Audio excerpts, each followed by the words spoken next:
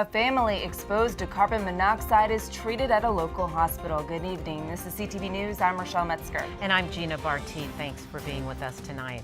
Well, imagine waking up with flu-like symptoms only to find out that you were exposed to dangerous levels of carbon monoxide. It happened this morning to a family in Riverdale. CTV's Sonia Shrivastava has more. Well, we're here in the 6,000 block of Sheridan Street here in Riverdale, and as you can see behind me, this home looks like it's under renovation, and authorities say that's the problem. No one was supposed to be living here last night, but a family of 5 did, and early this morning they were all overcome by carbon monoxide fumes and had to go to the hospital. Roberto Quijada just came back from the hospital. He, his wife, son, daughter, a niece and nephew, and his dog were all exposed to high levels of carbon monoxide this morning. My wife, she started crying, and little daughter started throw up. Quijada says he's renting the basement of this house in the 6,000 block of Sheridan Street in Riverdale. Clearly, it doesn't look like it's ready for the family to move into, but he says he had no choice because his current lease ran out. I had no choice last night, so I had a place for my family. Yeah. But I never thought this was gonna happen. Firefighters detected 200 parts per million of carbon monoxide, which is very high. A reading of 35 is considered unhealthy. They had just installed a water heater in the basement yesterday, a natural gas powered water heater. We feel that may be the culprit, either that or the exhaust system for that water heater is not either properly installed or somehow malfunctioning. The gas is colorless, odorless, and tasteless. That is often referred to as a silent killer. A working CO detector is the only method residents have to detect it. That house is not livable, I don't think. Not if they work on it every day. Firefighters went back to the house this afternoon and placed a smoke and carbon monoxide detector. For Roberto Quijada, today's incident is an eye-opener, especially after hearing what doctors had to say. For maybe half or 1 hour, if you're sleeping more, everybody die. Are you just counting your blessings today? Oh, that's when the doctor say that, I start crying. I start crying because I'm lucky. Are you thinking about your daughter? Oh, yes, all my family. Now, Mr. Quijada tells us that he plans to find another place to live, that he won't be living here anymore. Now, we should mention that as of July, here in Prince George's County, homeowners are required to have a smoke detector and a carbon monoxide alarm on each floor of their home, and that is the law here in the county. In Riverdale, I'm Sonia Shrivastava. Back to you all in the studio. If you would like a free alarm, you can visit or call your nearest fire station. A massive winter storm is gripping the northeast United States. Blizzard conditions are forcing delays and cancellations at airports across much of our nation. CTV's Byron Scott spent most of the morning at Reagan National Airport, where travelers are concerned about the upcoming storms.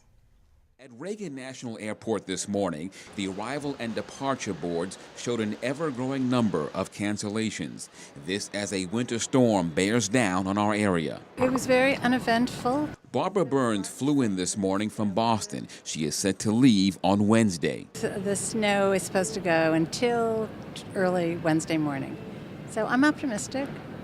It could be a lot worse than being stuck in Washington.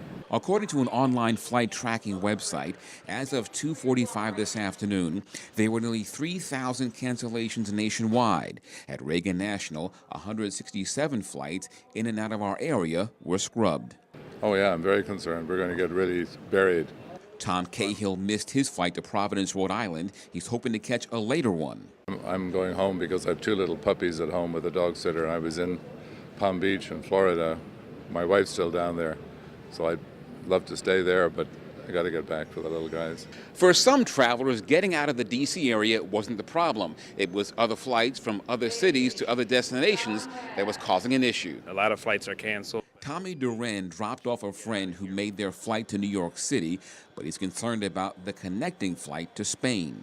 It's kind of stressful because you're worried, and it could be like a 3-day layover, so that's not fun. And as bad as conditions may seem at the moment, the weather will get worse before it gets better. Byron Scott, CTV News. And we'll have more on the weather forecast later in the news show.